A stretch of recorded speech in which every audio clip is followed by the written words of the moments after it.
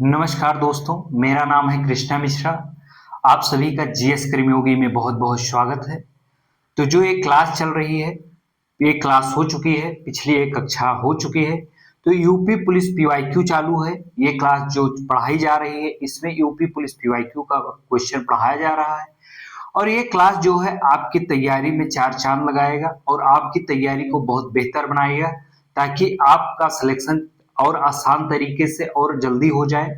तो यहाँ पे हमने टॉप 10 क्वेश्चन उठाए हैं। पिछली हमारी एक क्लास हो चुकी है, जो लोग नहीं देखे हैं जाकर देख लीजिए।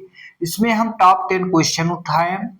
इसमें हम 10 क्वेश्चन उठाएंगे, लेकिन 10 क्वेश्चन है, लेकिन क्वेश्चन से संबंधित, जो ऑप्शन से संबंधित और क्वेश्चन बन सकते हैं, उस सब को हम यहाँ पे एक्सप्लेन करते चलेंगे। जो लोग मेरी पिछली कक्षाएं नहीं देखे हैं, वो जाके पिछली कक्षा देख सकते हैं।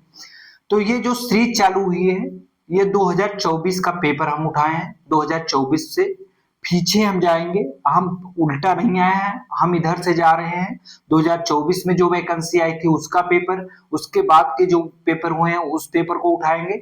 तो हम 31 जुलाई 2024 के पेपर से, ठीक सॉरी 31 अगस्त 2024 को जो पेपर हुआ था वहीं से हम शुरुआत किए हैं। और हम उसी क्रम में धीरे धीरे आगे बढ़ेंगे और हमारे क्वेश्चन जो है लगातार आगे बढ़ते जाएंगे और ये सीरीज बढ़ती जाएगी। इस सीरीज का नाम है खाकी वर्दी सीरीज। ठीक है, खाकी वर्दी सीरीज। खाकी वर्दी जो है, आप सभी का सपना होगा कि आप लोग जो तैयारी कर रहे हैं, आप सभी सपना देखते होंगे कि आपके कंधों पे वर्दी हो। तो उस सपने को साकार करने के लिए ये सीरीज चलाई जा रही है। और इस सीरीज के माध्यम से आपके कंधों पे आपके माँ बाप के सपने और आपके सपने साकार होंगे और आपके कंधों पे उत्तर प्रदेश पुलिस की वर्दी होगी, जो बहुत महत्वपूर्ण है।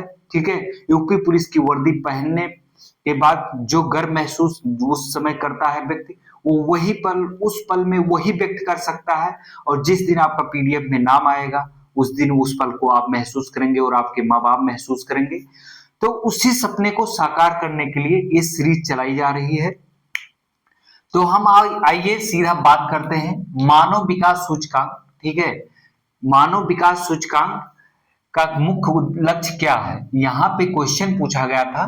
क्वेश्चन यहाँ पे है, मानव विकास सूचकांक यानी कि एचडीआई का मुख्य लक्ष्य क्या है। तो सबसे पहले हम जान लेते हैं कि एचडीआई का फुल फॉर्म क्या है। तो आप सभी लोग मेरे दोस्त नोट्स बनाते रहना, मेरे भाई मेरे बहना नोट्स जरूर बनाते रहिएगा। हम सारी चीजें यहीं पे नहीं लिख सकते हैं, तो आप लोग खुद नोट्स बनाना पड़ेगा।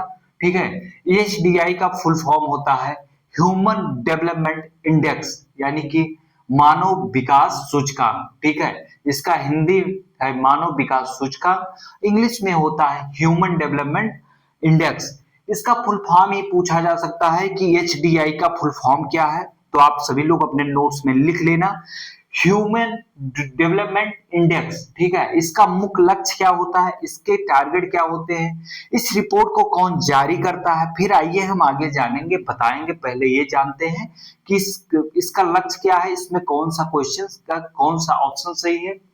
पहला ऑप्शन था पर्यावरण स्थिरता संधारणीयता का मूल्यांकन करना। क्या है पहला, पर्यावरण स्थिरता का मूल्यांकन करना। यानी कि भाई ये पर्यावरण की बात कर रहा है, ये तो मानव से संबंधित है, लेकिन ये पर्यावरण से संबंधित है बिल्कुल नहीं होगा। ठीक है, यहाँ पे बात कर रहा है व्यक्तियों के समग्र कल्याण और जीवन की गुणवत्ता। क्या है, व्यक्तियों के समग्र कल्याण और जीवन की गुणवत्ता, यही सही है आपका। और ऑप्शन आया था व्यक्तियों का समग्र कल्याण और जीवन की गुणवत्ता का आकलन करना, ये सही है। सी ऑप्शन था तकनीकी प्रगति पर नजर रखना, या डी ऑप्शन था आर्थिक प्रदर्शन को मापना। ठीक है, तो इसमें यही सही था, बी वाला। हमने पहले ही उत्तर बता दिया, पहले तो पूछना चाहिए था लेकिन पहले ही उत्तर हमने बता दिया, तो आप सभी लोग सही कर ले जाएंगे। इसका मुख्य उद्देश्य है व्यक्तियों का समग्र कल्याण और जीवन स्तर की गुणवत्ता का आकलन करना। इस रिपोर्ट को कौन जारी करता है, तो इस रिपोर्ट को यूएनडीपी जारी करता है। कौन जारी करता है मेरे दोस्त, यूएनडीपी जारी करता है। इसका मुख्य लक्ष्य क्या है, इसके मुख्य लक्ष्य 3 है, जीवन प्रत्याशा, शिक्षा एवं जीवन स्तर।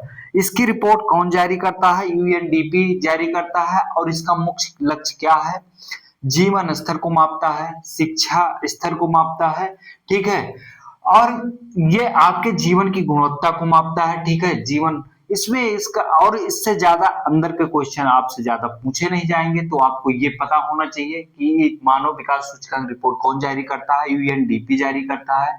इसका मुख्य उद्देश्य क्या है, जीवन स्तर, ठीक है, शिक्षा, और क्या है, शिक्षा, और एक है जीवन स्तर, ठीक है, ये तीन हुए आपके, ठीक है, ये तीन रहा आपका मुख्य इसके लक्ष्य हैं। और इस रिपोर्ट को कौन जारी करता है, यूएनडीपी बता दिए। इसका फुल फॉर्म क्या है, ह्यूमन डेवलपमेंट इंडेक्स है। फिर प्रसिद्ध यानी कि फेमस भारतीय उपन्यासकार, ठीक है, प्रसिद्ध भारतीय उपन्यास गोदान के लेखक कौन है, ये आप सभी को पता होगा।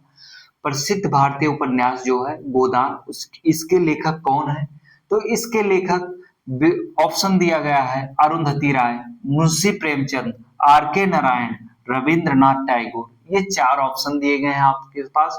आप सभी लोगों को पता होगा, आप सभी लोग क्लास 6 से इसको पढ़ते आ रहे होंगे। गोदान के लेखक है मुंशी प्रेमचंद। मुंशी प्रेमचंद की और कौन कौन सी उपन्यास की रचना की थी मुंशी प्रेमचंद ने, आप सभी लोग कमेंट में जरूर बताना, ठीक है। गोदान उपन्यास के लेखक कौन है, मुंशी प्रेमचंद जी हैं। रविंद्रनाथ टैगोर जी हैं, जो रविंद्रनाथ टैगोर जी यहाँ पे थोड़ा इनके बारे में बता दे रहे हैं। रविंद्रनाथ टैगोर जी ने जनगण मन जो है, ठीक है, जनगण मन जो गाया जाता है, राष्ट्रीय गीत गान है, उसके रचयिता कौन है, रविंद्रनाथ टैगोर है, ठीक है। अमार सोनार बांग्ला की रचना किसने की थी, रविंद्रनाथ टैगोर जी ने की थी। और प्रसिद्ध मतलब प्रथम प्रथम भारतीय साहित्यकार है जिसको साहित्य में नोबेल पुरस्कार प्राप्त हुआ था। किसमें, साहित्य में नोबेल पुरस्कार प्राप्त हुआ था, किसको, रविंद्रनाथ टैगोर को। कब प्राप्त हुआ था, 1911 में मिला था इनको, ठीक है। किसके लिए मिला था, किस किस कविता, इनकी किस पुस्तक या किस गीत के लिए मिला था, गीतांजलि के लिए मिला था इनको, ठीक है, रविंद्रनाथ टैगोर को। यहीं पे देख लीजिए रविंद्रनाथ टैगोर से संबंधित जितने क्वेश्चन आ सकते थे आपके पेपर में, यहीं पे बता दिया गया है। तो यहाँ पे एक क्वेश्चन के साथ आपके कितने क्वेश्चन तैयार हो जा रहे हैं, ये आप खुद यहाँ क्लास में देख ले रहे हैं। नोट जरूर बनाते रहिएगा, हर चीज लिखी नहीं गई है। जो चीज लिखी नहीं गई है तो इसका मतलब ये है कि आपको उसका नोट्स बनाकर खुद लिखना पड़ेगा, और कोई नहीं लिखेगा, तो इसको आपको खुद लिखना पड़ेगा। और करम भूमि, गबन और निर्मला, इनके मुंशी प्रेमचंद के और प्रसिद्ध उपन्यास हैं। गबन, करम भूमि और निर्मला की रचना भी किसने की थी, मुंशी प्रेमचंद जी ने की थी। वर्ष 2016 का विमुद्रीकरण, ठीक है, विमुद्रीकरण के दौरान भारत के वित्त मंत्री कौन थे, ये भाई सोचिए, 2016 का क्वेश्चन है। अगर आप सोच रहे हैं कि करंट अफेयर, हमने कल भी बताया था कि देखिए पुराने क्वेश्चन कैसे पूछे जा रहे हैं, आपको हर चीजों की जानकारी होनी चाहिए। आपकी पीवाईक्यू पे अगर पकड़ बनी होगी, मजबूत रहेगी, तो आपके क्वेश्चन ऑप्शन देख के तुरंत आप जाके खटाक से वहां पे सही लगा कर आ जाएंगे। तो 2016 ये पीवाईक्यू के क्वेश्चन है, ठीक है। वर्ष 2016 में विमुद्रीकरण के दौरान, जिसको नोटबंदी आप लोग कहते हैं, भारत के वित्त मंत्री कौन थे, अमित शाह जी थे कि अरुण जेटली जी थे कि प्रधानमंत्री नरेंद्र मोदी जी थे कि वित्त मंत्री निर्मला सीतारमण जी थी, ठीक है। कौन थी, इसके बारे में आप बताइए कौन थी। आप लोग अगर सही से क्वेश्चन नहीं पढ़े होंगे, जो लोग पेपर दे चुके हैं और जो लोग आने वाले टाइम पे पेपर देंगे, अगर आप जरा से भी पढ़ने में जल्दबाजी कर दी तो आप तुरंत निर्मला सीतारमण लगा देंगे, ठीक है। जबकि जो कि उस समय 2016 में विमुद्रीकरण के दौरान भारत के वित्त मंत्री श्री अरुण जेटली जी थे, जो अब नहीं है हम लोगों के बीच, इनका देहांत हो गया, ठीक है। पूछा गया था साइट का मतलब क्या है, साइट का फुल फॉर्म पूछा गया था, ये साइट, ठीक है। साइट का फुल फॉर्म क्या है, साइट का फुल फॉर्म है सैटेलाइट इंटरेक्शनल टेलीविजन एक्सपेरिमेंट, इसका फुल फॉर्म है। हमने एक ही लिख दिया यहाँ पे, डायरेक्ट आंसर लिख दिया है, क्योंकि और लिखते तो फिर कोई फायदा नहीं था बहुत ज्यादा इसमें, और क्वेश्चन बन नहीं सकते थे, इसलिए साइट का मतलब हमने डायरेक्ट लिख दिया है। Satellite interactional television experiment, site का फुल फॉर्म क्या होता है, साइट क्या है, अब हम साइट के बारे में थोड़ा सा जान लेते हैं। साइट जो है भारत में कब आई, साइट को भारत में कब बनाया गया, और साइट के माध्यम से भारत में क्या होता है, तो इसके बारे में हम थोड़ा सा जान लेते हैं। साइट जो है भारत में 1975 से यूज की जाने लगी है। साइट कब से, भारत में 1975 से वो यूज की जा रही है। साइट को साइट को किस किसने बनाया था, नासा और इसरो ने मिलकर साइट बनाया था। सरकार का उद्देश्य था कि ग्रामीण लोग हैं जो आर्थिक रूप से कमजोर है और वो शैक्षिक स्तर उनका कमजोर है, उच्च स्तर की शिक्षा नहीं प्राप्त कर पाए हैं या जागरूकता का अभाव है, तो उन तक टेलीविजन के माध्यम से उन तक जानकारी पहुंचाने के लिए विचार किया सरकार ने, और सरकार ने विचार किया और एक ऐसी योजना लाई और साइट के माध्यम से टेलीविजन कार्यक्रम लाया, और उसके माध्यम से जो है वो शैक्षिक स्तर और आर्थिक स्तर दोनों में सुधार करने के लिए, लोगों को जागरूक करने के लिए साइट का प्रयोग करना शुरू किया गया। तो साइट का निर्माण किस किस ने मिलकर किया था, नासा और इसरो ने मिलकर किया था। साइट भारत में कब से शुरू की गई, भारत में साइट 1975 से शुरू की गई, नोट्स में अपने नोट कर लेना। साइट का फुल फॉर्म क्या है, साइट का मतलब क्या है, सैटेलाइट इंटरेक्शनल टेलीविजन एक्सपेरिमेंट है मेरे दोस्त मेरी बहना, इसको नोट कर लेना, हर एक चीज बहुत इंपॉर्टेंट है। फिर आइए हम जानते हैं, पूछा गया था संयुक्त अरब अमीरात संघ यानी कि federation of United Arab Emirates क्या है, संयुक्त अरब अमीरात संघ, इसको इंग्लिश में कहते हैं federation of United Arab Emirates, की राजधानी क्या है, ठीक है। संयुक्त अरब अमीरात संघ की राजधानी क्या है, शारजहां, अबू धाबी, फुजैरा, दुबई, ठीक है। मैक्सिमम बच्चे जो पेपर दे चुके होंगे वो भी दौड़ के गए होंगे, दुबई लगा के आए होंगे। आप लोगों में से जो लोग सही से नहीं पढ़े हैं दौड़ के जाओगे और तुरंत वहां पे खटाक से संयुक्त अरब राज्य अमीरात की राजधानी आप दुबई लगाओगी, जो कि मैक्सिमम बच्चे दुबई लगा के आएंगे। मैं इसको बता रहा हूं, दुबई नहीं है, ये अबू धाबी है। अगर आप ध्यान से पढ़ेंगे तो अबू धाबी है। संयुक्त अरब अमीरात संघ में 7 स्टेट्स एमिरेट्स शामिल है, कितने, 7। अगर पूछा जाए कि संयुक्त अरब अमीरात संघ जो बना है वो कितने एमिरेट्स से मिलकर बना है, तो 7 यानी कि 7 एमिरेट्स मिलकर संयुक्त अरब अमीरात संघ का निर्माण किया गया है, ठीक है। उसमें कौन कौन सा शहर हो सकता है, 7 शहर है, ठीक है। और अब यहाँ पे हम राजधानी जान गए, कितने एमिरेट शामिल हैं, 7 एमिरेट शामिल हैं। और हम जानेंगे यहीं पे संयुक्त अरब अमीरात संघ की मुद्रा क्या है, ठीक है। इसकी मुद्रा जो है दिरहिम है, अमीरात दिरहिम है, कौन सी, अमीरात दिरहिम है। इसकी भाषा क्या है, इसकी आधिकारिक भाषा क्या है, जो संयुक्त अरब अमीरात में जो भाषा बोली जाती है, प्रयोग की जाती है, वहां की भाषा जो है ऑफिस में और हर व्यक्ति के द्वारा जो प्रयोग की जाती है, यहीं पे जान लेते हैं कौन सी भाषा, अरबी भाषा है। संयुक्त अरब अमीरात संघ के लोग कौन सी भाषा का प्रयोग करते हैं, वो अरबी भाषा का प्रयोग करते हैं। हमने यहाँ पे मुद्रा बता दी, उसकी राजधानी बता दी, भाषा बता दिया, जो कि आपके पेपर में आने की बहुत प्रबल संभावना है। और आप सभी लोग नोट्स जरूर बनाइएगा, और ऐसे ही सीरीज लगातार अब आती रहेगी। पूरा पीवाईक्यू हम फ्री में कंप्लीट करवा रहे हैं टॉप 10 क्वेश्चन का, तो आप सभी लोग इसका फायदा उठाएं और अधिक से अधिक लोगों के पास शेयर करें ताकि सभी को इसका फायदा मिल सके, ठीक है। और जो लोग तैयारी शुरू कर दिए हैं, जो लोग या तैयारी नहीं शुरू किए हैं, वो पीवाईक्यू पर विशेष ध्यान देंगे, पीवाईक्यू पे मजबूत पकड़ बना के चलिए। बाकी आप चाहे जहां से पढ़ रहे हैं पढ़ते रहिए, ठीक है। रेडियो एक्टिविटी की खोज का श्रेय किसे दिया जाता है, ठीक है। रेडियो एक्टिविटी की खोज का श्रेय किसे दिया जाता है, ये है ऑप्शन आपके सामने, Albert Einstein, Henry Becquerel, Ernest Rutherford या मैरी क्यूरी। किसको दिया जाता है? आइए हम जानते हैं। रेडियो एक्टिविटी खोज का श्रेय किसे दिया जाता है? हेनरी बेकरल को दिया जाता है। किसको दिया जाता है? हेनरी बेकरल को दिया जाता है। ठीक है, फिर जानेंगे हम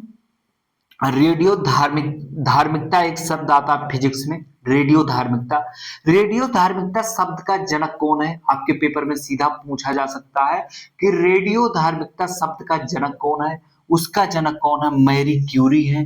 कौन है भाई इसकी उस रेडियो धार्मिकता शब्द का जनक कौन है? मैरी क्यूरी जी हैं। कौन है? मैरी क्यूरी हैं। और मैरी क्यूरी, हेनरी बेकलर और पेरे क्यूरी को 1903 में तीनों को, ठीक है, क्या दिया गया था? नोबेल पुरस्कार दिया गया था। किसको?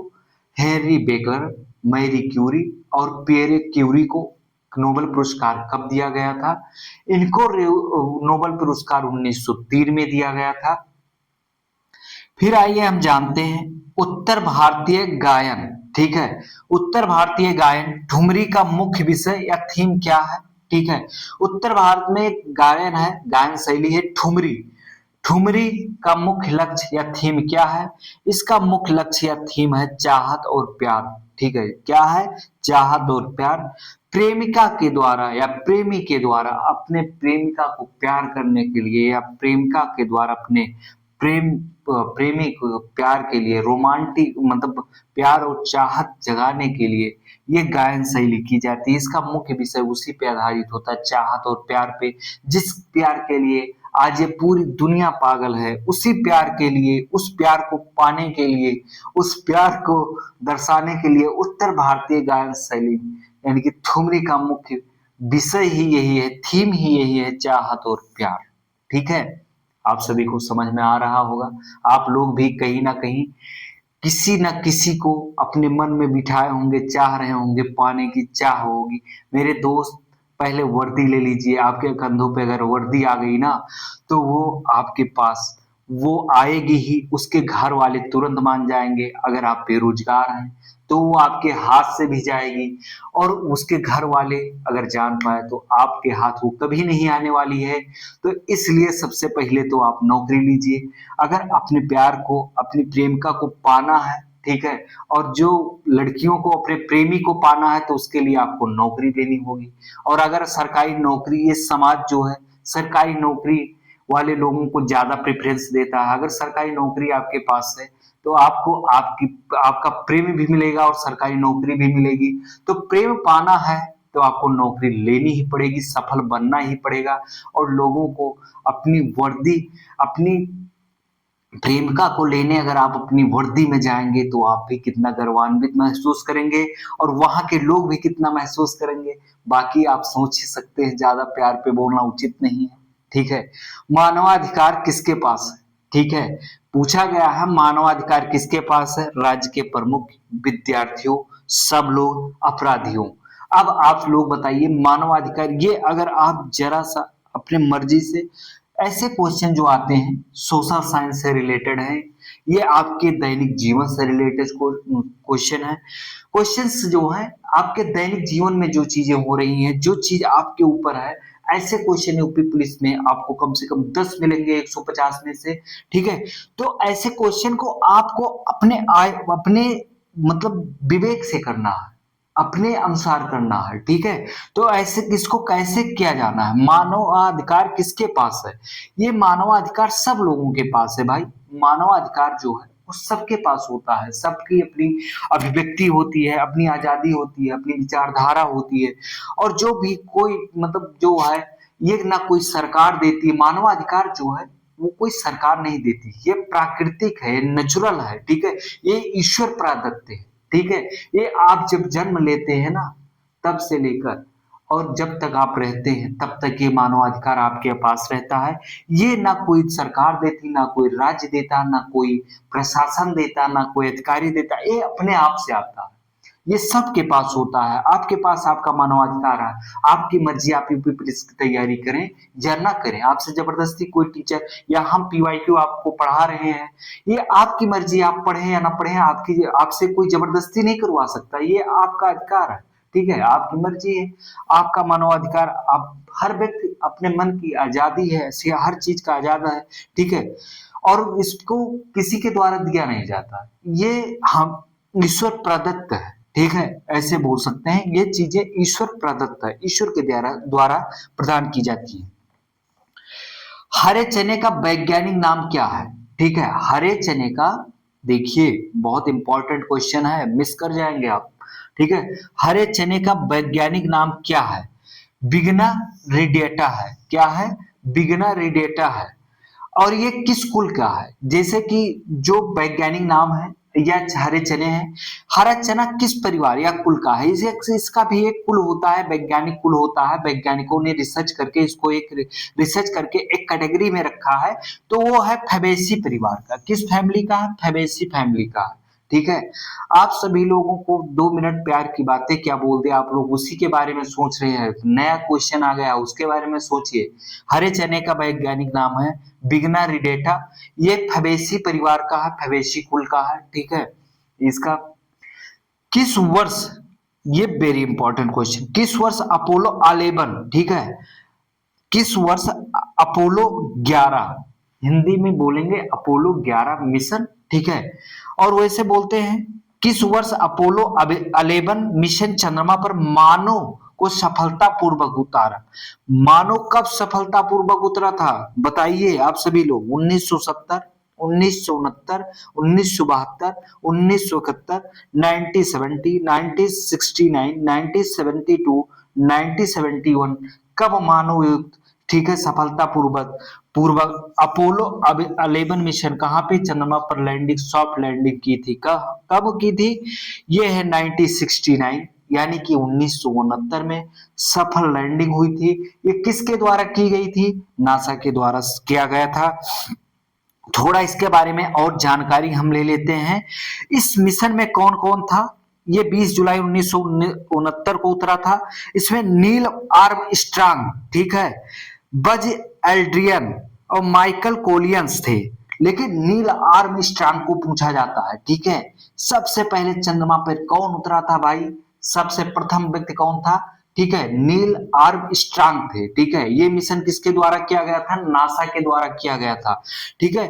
ये वेरी इंपॉर्टेंट क्वेश्चन है और सारे क्वेश्चन बहुत इंपॉर्टेंट है, आप सभी लोग नोट्स बना लीजिएगा, ठीक है, और नोट्स बनाते रहिएगा। बहुत सारी चीजें हमने बताया जो कि क्वेश्चन सिर्फ 10 आपको देखने में लगते हैं, लेकिन इसके साथ साथ आप जोड़ लेना अपनी बुक में, कम से कम 30 से 40 क्वेश्चन, उस 30 से 40 चीजें आपको इंपॉर्टेंट मिली हैं जो आपके पेपर में सीधे सीधे पूछी जाएंगे। 30 से 40 फैक्ट मिल गए हैं आपको 10 क्वेश्चन के माध्यम से, 30 से लगभग 40 फैक्ट्स मिल रहे हैं। अब ये क्या कम है?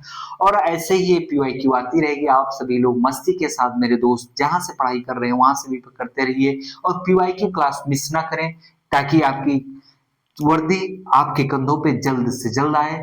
और अब हम अगली क्लास में मिलते हैं, तब तक के लिए धन्यवाद, जय।